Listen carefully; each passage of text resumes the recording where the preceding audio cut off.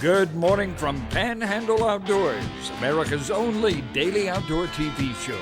Your source for fishing, hunting, and information for folks who enjoy the great outdoors. Now sit back, relax. It's Panhandle Outdoors. Good morning, folks. Welcome to Panhandle Outdoors. I'm Winston Chester. Glad you're here this morning. Great show lined up. A special guest here, but first, let's always take a look at our weather brought to us by Gulf Coast Air Conditioning and Drew Pollard. Hard-working crew taking care of everyday comfort needs, and we're spending this week delivering those toys at elementary schools. Thanks to that big push we had with the toys, and a lot of happy faces with these teachers and administrators because they know they can pass out these Christmas toys. So thank you all for the help y'all been. Moving on along, the high today is going to be 74, low 56, slight chance of rain today. Turning cold. Next day or two will be cold, so Saturday night will be a good time to throw another log on the fire. Water temperature is 65 degrees. Our river reading is brought to us by the good folks at Panama City at Coca-Cola. We're looking at, right now, it's an even 10 foot at Apalachicola. Like I say, that river, it dropped out real fast now, leveling off for the weekend. And that's the Bluntstown reading. The Choctaw Carabelle this morning reading a 10.3. They're real close to each other, but it's level right now. It's going to start dropping out tomorrow. Take a look at our tide chart brought to us by Kent Forest Lawn. Low tide this morning at 10:03 and high tonight at about 11:20. Our wind direction, sort of like yesterday, light and variable. No strong winds coming in today, but some will come in the next couple of days. So just be prepared. We're going to take our break, come back with our special guest.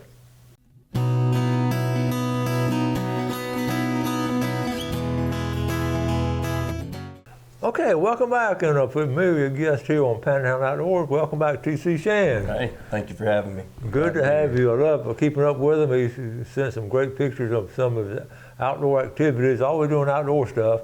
But before getting to that, I was asking him, Empire Real Estate, I was asking her, T.C., and I always learn something talking to people, and tell me, how did you get that name, Empire Real Estate? That's a good story. You just told me this story. So when we came up with Empire, there was a handful of us that had come together, and we were trying to figure out what we were going to call things. And I'm very, very big on E-words, you know, empower, educate, encourage, just all of the big words that start with E. You sit here and you think about all of it, and you're like, wait a minute, you know, what can we do? And I said, I just want to build something great, something that's going to mean something that's going to last. And it just kind of hit. And as soon as I said it, everybody looked at me and they were like, that's it. The light went off. It was like a sign from God. It was almost instant. Well, you knew. So what a cool story. Like I said, I never knew that. And the E-words, I never really thought about the E-words. Now I'm going to spread that around. So think about some E-words.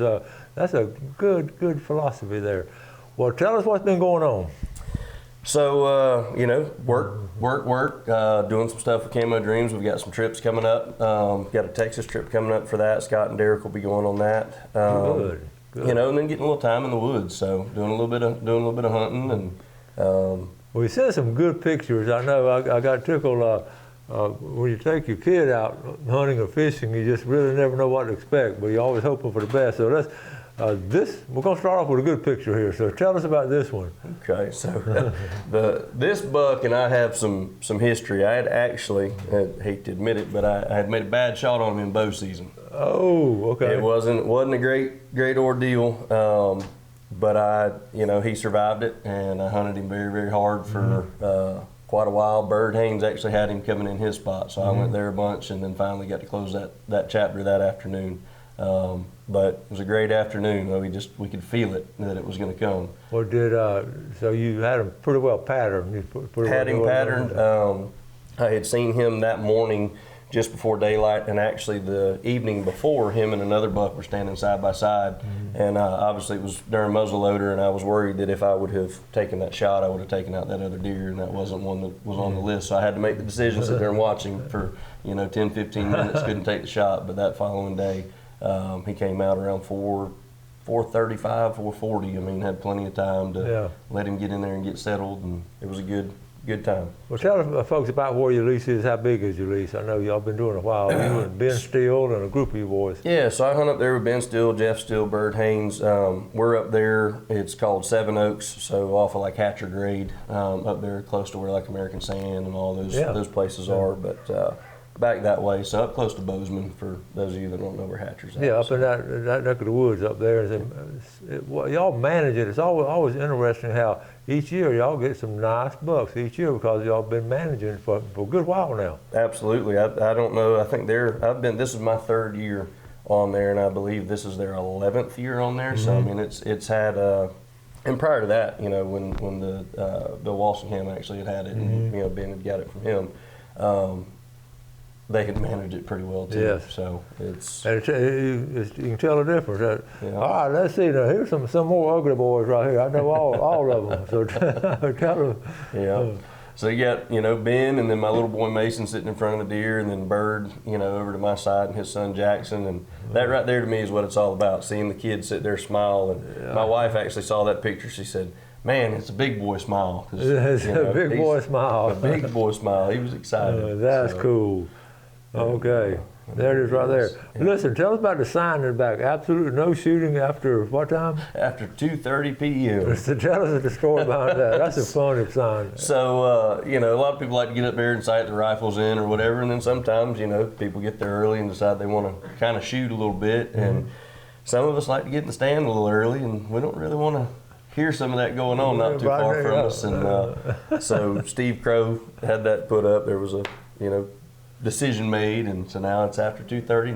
No shooting unless it's something with horns or. I've never seen that sign, but what a great idea, because when you go to the woods, you want some peace and quiet.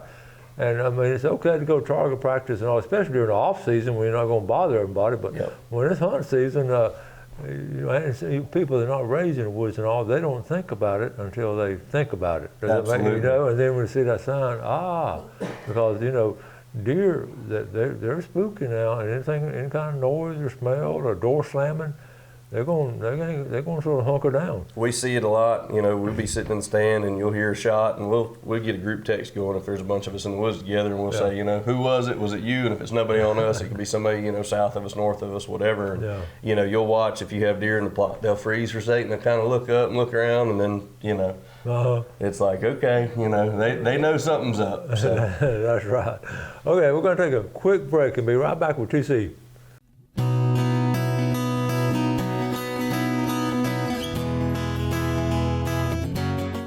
Okay, it's here with TC Shan, one of our big advertising sponsors. We appreciate that, but most importantly, we appreciate him as a fellow outdoorsman and someone who loves outdoors and a good dad and just a good man all around. And you're around a lot of good people in your office and in the outdoors and all. You've been blessed, haven't you? I've been very blessed. I've been fortunate to surround myself by some really good people, meet good people, and my dad always used to say, you want to be better, be around better people. And so that's kind of been always my thing, is trying to surround myself by some good people. And I think in every walk of my life, I'm very fortunate for that. So. Well, speaking of that, here's a couple of good boys that you hunt with right here, like I say. Absolutely. These guys are good guys. They have a good family of people. They have a love for the outdoors too. And that's typical Ben fashion right there. His whole thing when he harvests a buck is he takes a selfie. And so that was my whole thing. I said, we got to get the Ben selfie. I know it was mine, but we all went and got him. Let's take a selfie. So. Well, a while ago we were talking about communicating. This is something new to me over the past few years. All of us in different stands, and yet we can communicate. Like I said, was that shot yours, or the other day Eric had all kinds of deer walking out on him. I didn't have any deer walking out on me. Yeah. So just being able to communicate with this, it really keeps it a little more interesting, because you know what your buddy's doing. It does, and you think about whether you got dog hunters that are communicating on VHFs, or if you're making drives, people communicating on VHFs, and if you're sitting in a stand, and you can text somebody and say, hey, this buck is moving east, and that's your direction. Keep your eyes up. Couldn't get a shot, whatever. Then that may help seal the deal too. And when you, like I say, when your tree stands are fairly close, and if you got one that walked by you couldn't quite see, so he's coming your way. You're ready. So eyes up. That's a big deal. Yeah. Take a look at this next picture now. Talking about teaching kids at a young age. Tell us about. I love this picture here. Tell us about it. So that's my little boy's first time ever actually sitting in the stand. So he'd go up to the woods with me, feet up, all that, and he was on me. Daddy, I want to go. Daddy, I want to go. Got a little toy gun there, right? He got his little toy gun, and when he was walking in, there were some deer tracks down my road there, and I hunt the short pines on the other side where the timber change is, and he's seen deer tracks. He'd get so excited, and we had a really great time. Okay, so here he is. Here he is in the stand. Yeah. Got his gun over to the side. All right. I had the camo pulled up just enough that he could kind of see, you know, because I keep the windows closed and keep all that stuff down. I don't want him to smell me, see me, any of that stuff when I'm in that specific spot. That's smart. All right. That's a good picture there. Yeah. I love how you got a sort of soundproofing in there. Oh, yeah. Look on the walls up there. This y'all on the way, or what is this? We were on the way, so I don't know if you ever heard that song by Luke Combs, "Hunting by Yourself Again." Yeah. If you were to listen to the first verse of that song, that's exactly how this went. He fell asleep on the way. He was noisy. But it absolutely was one of probably my favorite hunting trips. We didn't see a deer at all. That's it. But we had an absolute blast. That's what it's all about. That's a great picture there. What about this one? What is this? About 30 minutes before sunset, he said, "Daddy, I'm tired." I said, "Okay." He said, "Can we go back to the Jeep?" I said, "No, sir. We're going to sit here and wait. We're in prime time." But yeah, so prime time. He fell asleep and was snoring. It was funny. So, there he is. Yeah. That's his second sit with me that time, and he made it about 20 minutes before he fell asleep on me in there. That's awesome. That's supposed to be that way. So anyway, those are just special times. Yep. And how old is he now? He's 3. He'll be 4 in February. Okay. So. Well, y'all are doing some good stuff up there. And when you get up there, you have your old campfires and all kinds of stuff like that? We do, and actually 2 weekends ago, we all got together, had a lease work day, and we built 3 big swing sets. So we set all that stuff up. So we've got 3 swings sitting there, some new benches and stuff around the fire pit, kind of trying to get it ready for, the wives and the kids to come start to hang out. Well, yeah, you want them to be comfortable up there and welcome, and especially then you get that Saturday night, you get to eat or something Saturday night. Absolutely. That's always special. We're always cooking something up there. Somebody's bringing deer meat or, oysters, who knows? There's no telling what'll show up. Yeah. Well, y'all, I know you deer hunt all, but you have hogs up there too? We do have some hogs up there, and I'll tell you, they have given us a run for their money. They are very nocturnal. We've been working on trying to get onto them, and isn't it amazing how they adapt also to that? Here's a picture right here. Let's talk. Yeah. Tell us about this picture. So Sunday, I sat with Ben and I sat in his power line stand, and then Bird and his son Jackson sat just north of us, sitting on a big power line. And one of the pigs had come out, and Ben got a shot on it, and then another group come out, and he was able to harvest the second one. So it was a good fun afternoon. We were able to harvest some pigs. So Ben made some good shots, and it was fun. So well, you were telling them, I always ask people, where you get your process, because we have some really good processors, not just one, but we have several in this Panhandle, really good deer processors. So tell us about what y'all do a lot. Different ones. So depending on what we're doing, we all quarter up some deer and we save some deer meat to take to Stump Creek. It's just something we've done for a couple of years and we enjoy.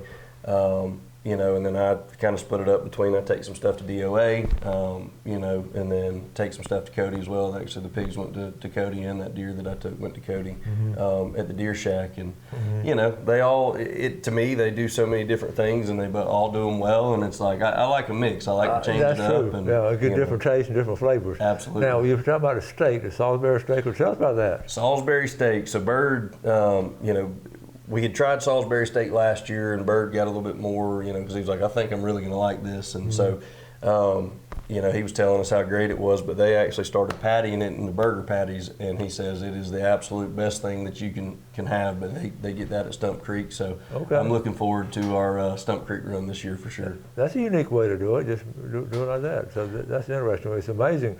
It's such good meat. It's just healthy meat, and then they can just flavor it in all kinds of different ways and make it from sausage and then cut steak and whatever. Yeah. There's so much you can do with it. So much. And that's most, I don't buy beef anymore. We make sure we load up on deer meat and fish. And, that's good. Not the old days. That's exactly how folks did it back in those days. Yeah. Of course, they didn't have the supermarket to go to. We got spoiled over the years.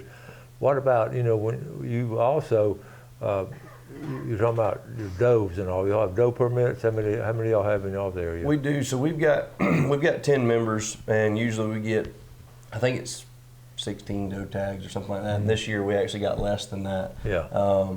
So when we do a big doe competition, and that's kind of one of those things to where we're encouraging them to shoot healthy, more mature, does, not just, hey, there's, a doe out there. Let's look for one that maybe isn't, producing fawns. Let's look for something that doesn't have milk. Let's look for something that's got some age on it, just to kind of help the herd a little bit by managing it, by taking the mature does and things like that. So I think we've had only one harvested, and she was just under 100 pounds, so she was a good, healthy doe. So. Well, we talk about it a lot, talk about deer management and the importance of it, and that's a big part of it, and all the biologists will tell you that. I know Derek Fussell talked a lot about it. Oh, yeah, absolutely. Not even his expertise, because I know he does others, but he knows a lot about it. Very intelligent when it comes to anything that moves and breathes in the woods or the water. He's something else, but that's a big deal. So, okay, let's take our final break. Come right back with TC.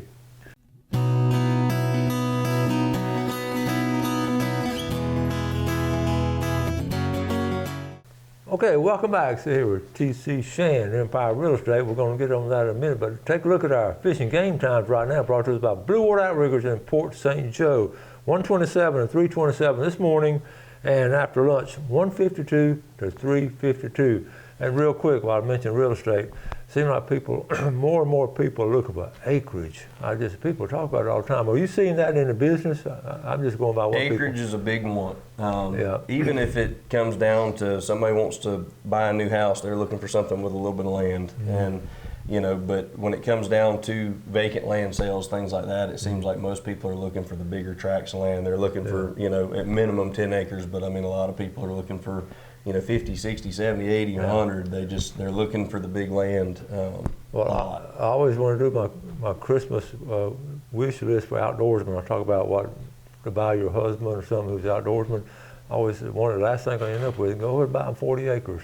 And no, about 20 acres, but you can get a lot done with 20 to 30 acres and 40 acres. Absolutely can. I hunted a 25-acre piece for a lot of years, and a buddy of mine still hunts it and produces some it's in a funnel, works great.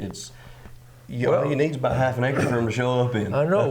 Wilbur Miller up there in Bunchtown, he was able to, up in Calhoun County outside of Clarksville, he was able to keep some of his family property and kept a little 40 acres. He's had it his whole life, but he gets a nice deer every year off of that. Awesome. So you don't need 200 or 300 acres. So if you need some acres, give TC a call. He'll find you some. It's real easy to find them. I know you'll help. Also, we're talking about, I want to show this picture here because we're talking about different outdoor things. I just got this. This is Wesley Tilghman, Brad and Nancy Tilghman. This is Carl Andrews, who's been on the show, Carl's grandsons. Listen, is this not cool? He goes duck hunting and he's able to gig some flounder. Is that not the best of both worlds? Talk about a good day. Wesley is now a sophomore at Troy. He graduated from Mosley in that outdoor class, but his granddad is outdoorsman, his dad is a big outdoorsman, and but I don't think his granddad or dad did something like that, to gig flounder and shoot some ducks. It's a heck of a story and a heck of a memory for sure. You're talking about a Panhandle slam. I don't know what we call that, but it's a Panhandle boom or something. But, so we know what outdoors means to so many of us. Tell the folks, we've mentioned this before, and I really appreciate your description of outdoors. And I know you're so busy in your business, and a lot of y'all are too. But when you get out to the woods, tell us about your feelings and all. The best way I can describe it, that's where I go to find God. Yeah. And I mean, I find my peace in the woods. I love the woods, whether it's watching the sun come up, the birds fly, the squirrels move around, the deer walk. That's my peace. It's my sanity. It's where I get clarity. It's where I kind of unwind. I tell people all the time, if you go to the woods just for the harvest, you're missing out on the purpose. Because there's so many things that happen. Some of the best days I can remember in the woods have been days that I haven't harvested anything. Yeah. And the harvest is the icing on the cake, I say, but it's it means the world to me. I don't know what I'd do without it. I'd fish, but I love being in the woods. It's special. It is. And the way you describe it is so good, and we will talk about it all the time, and that's really why we keep doing Panhandle Outdoors, to have folks on here to express things like that, the love and passion we have for the outdoors, and it is real. It's real. And like you say, the harvest is icing on the cake. Yep. But just getting out there and being around friends on Saturday night, just talking and listening to Ben Steele tell lies, but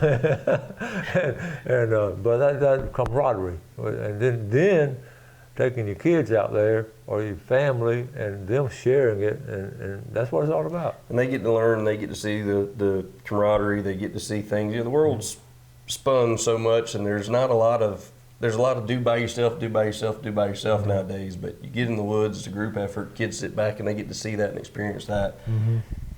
Get your kids in the woods and on the water. That's the biggest thing I can say. Well, TC, we're wrapping up the year 2024. It's been a good year. We're getting ready for 2025, and I know you're thankful for this year. And what are some of your goals? Maybe what are you thankful for? What are your goals for next year, real quick? So I'm thankful for the good and the bad in this year. To be completely honest with you, we learned some lessons this year. You know, the market kind of took a turn that was kind of tough, and we still kept pushing through it, but. We learned a lot through all of those things. I'm thankful for all of our staff, all our clients that have trusted us, all the agents that work with us. We've got a really, really good group of people with big hearts that care about what they're doing, and that's important to me. It's not about hey, let's go have 100 people work with us. If we get to that number, which isn't a goal of mine, but if we were to even be that big, everybody would have to have a good heart and have the ethics and stuff like that. Looking into next year, I feel like there's going to be some more buying power available for buyers.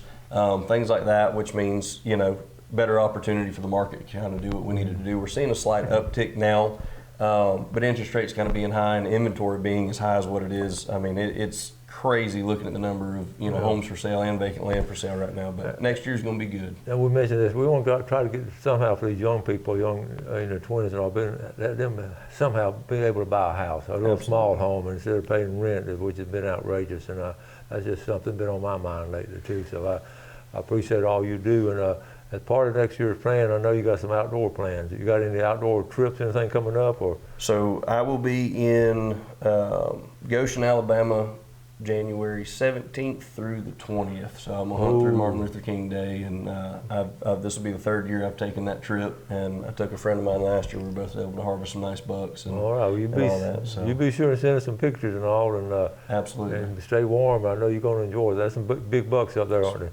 Some good ones. Oh, I know you're looking forward to it. Well, thanks, buddy. And thank you for having me. I appreciate it. Merry Christmas to you and all your staff and family. Merry Christmas to you guys too.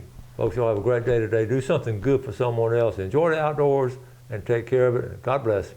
Thanks for watching America's only daily outdoor TV show, Panhandle Outdoors with Winston Chester, featuring hunting, fishing, and other activities and information to help you enjoy the great outdoors. Join us next time for Panhandle Outdoors.